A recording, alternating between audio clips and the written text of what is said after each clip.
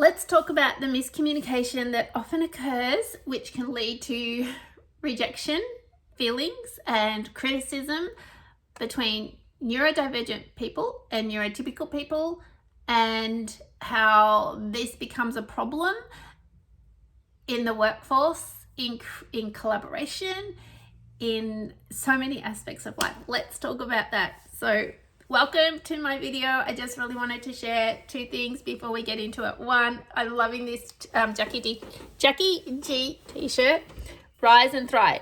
So that's my t-shirt. It's May 27th, 2025. Just for date reference, I am moving house, which is why I'm sitting on my bed, because I don't have much furniture here at the moment. So into the video. So one of the things when I go and work with businesses in the workplace, or I work with individuals, is the miscommunication that often occurs between people who are neurodivergent and neurotypical. One of the biggest things is around asking questions. This happens in workplaces, it happens in family relationships, it happens in social media. Now, workplaces can handle this a little differently than social media, so I'm going to touch on both for a moment. So one of the biggest things that I will say is that a lot of people who have traits of autism and ADHD can have, in a lot of cases, the tendency to ask a lot of questions in the workplace or on social media. And it's because of the way information is processed differently by a neurodivergent person versus a neurotypical person. So a neurodivergent person often wants to connect it back to something they're familiar with. And until they can connect it back and it makes sense, because they often go really broad, especially ADHD. Autism can be more blunt, but with ADHD, it can be very hyper fixated on understanding it completely and every part of it.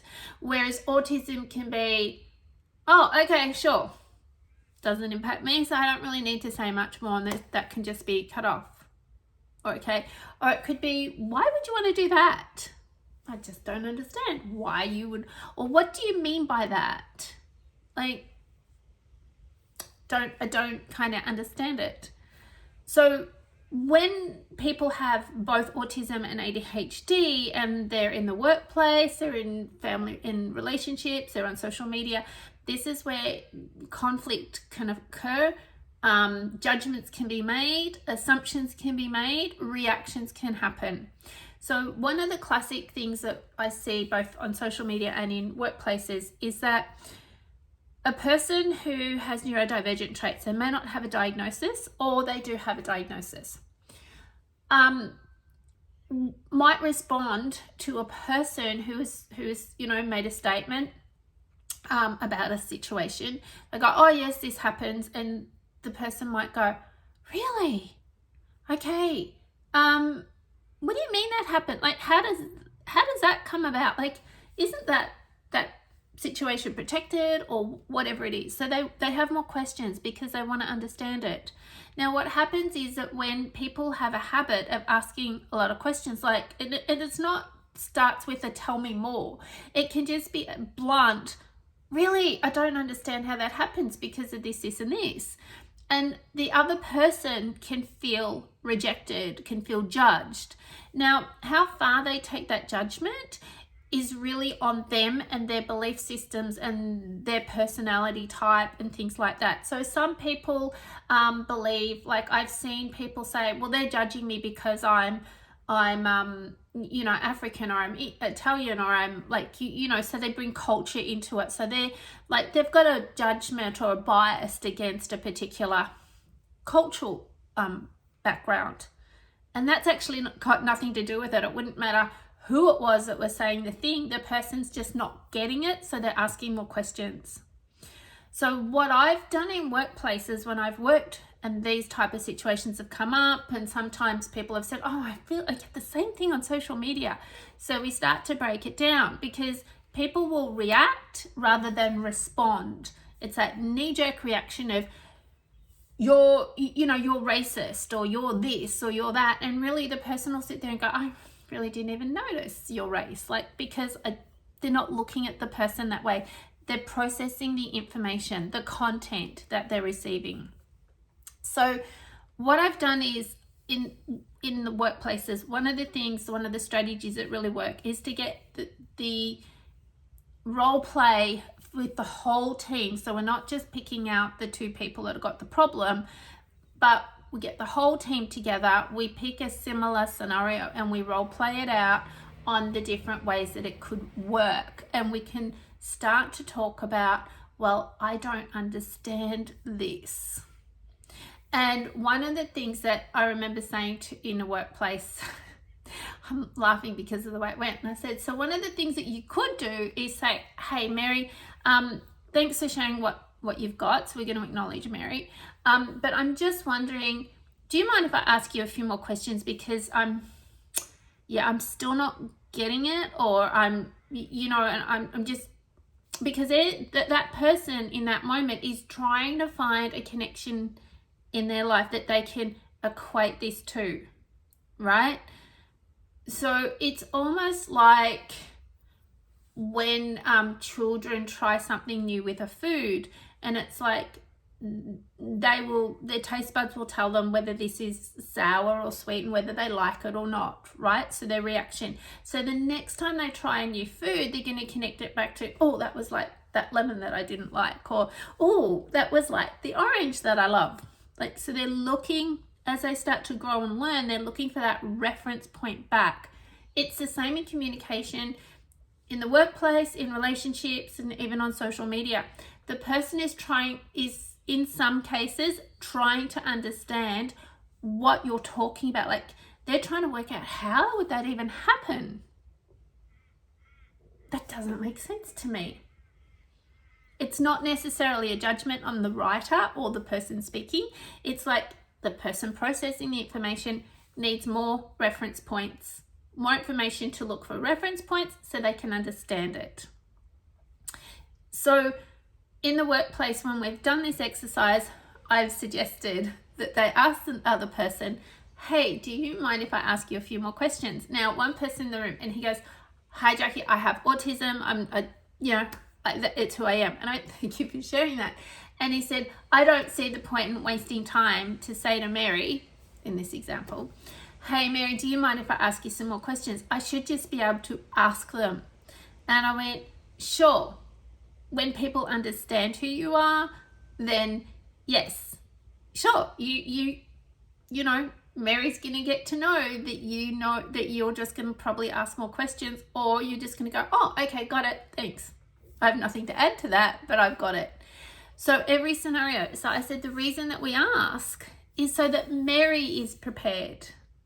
So Mary can say, actually, I've got a meeting I have to go to now, but let's catch up later, or maybe write down your questions and drop them in an email to me, like whatever's going to work for you. I'm happy to answer them. I just can't do it right now, which is why asking is really important.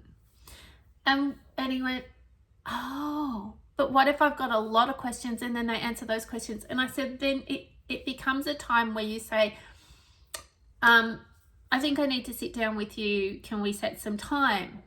And he said to me, but what if I want to know this now? And I said, well, you have to weigh up whether or not it's going to impact your job. Like, do you need to know this now to keep working?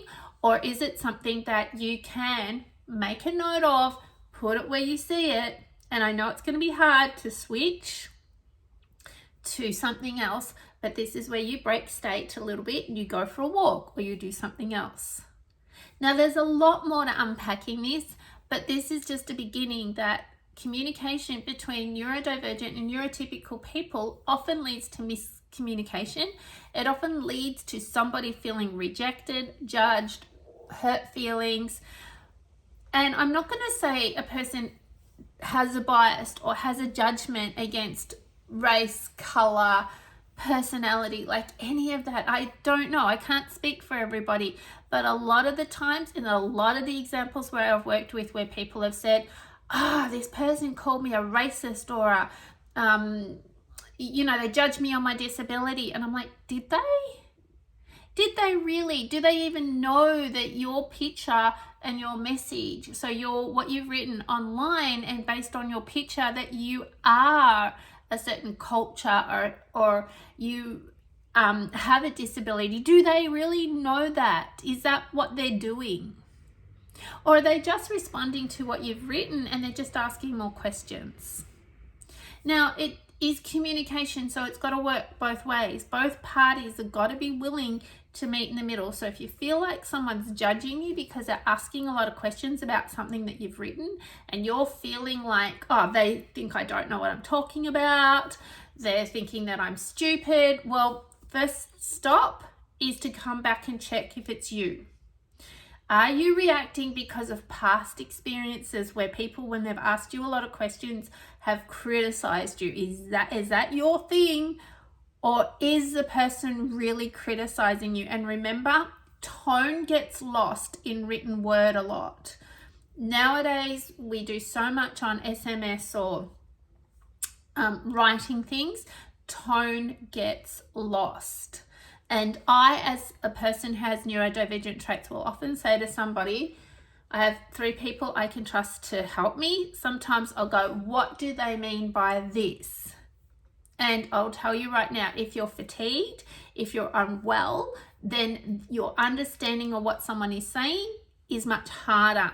And sometimes, to stop me trying to break it all down and go down a rabbit hole that I don't really need to go down, I will often go to one of 3 people and say, hey, when you've got a moment, because I'm mindful of their time, can you explain what this actually means or could mean? Like, what would be the context in this? Because I feel if I go and ask this person, they're going to yell at me. Or I want to be respectful of them. But not everybody can do that, or not everybody stops to think, because trust me, to do that takes so much energy and time, and I can't let it out of my head. And that's the other thing with some people that live with ADHD, can't let things go until they understand it. It's cost people jobs, it's cost people relationships, but it's something that when they understand, or when other people understand, oh, that's just their thing, that they're just trying to understand it, then they can be more supportive.